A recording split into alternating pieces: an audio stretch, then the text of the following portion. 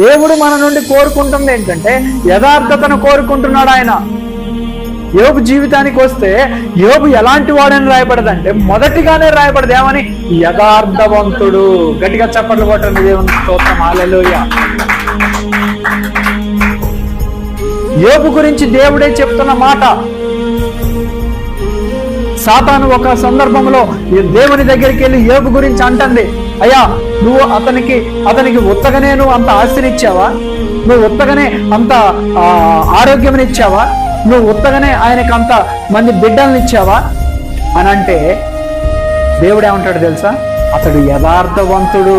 దేవునికి స్తోత్రం, హల్లెలూయా. ఎలాంటి వాడట? అందుకే దేవుడు మన నుంచి యథార్థతను కోరుకుంటున్నాడు. మనం ఎప్పుడైతే యథార్థంగా ఉంటామో మనకు కొద్దిగా ఉన్నటువంటి మన ఉద్యోగం అంచెలంచెలుగా దీవించబడుతుంది. కొద్దిగా ఉన్నటువంటి మన కుటుంబంలో సమృద్ధి కలుగుతుంది.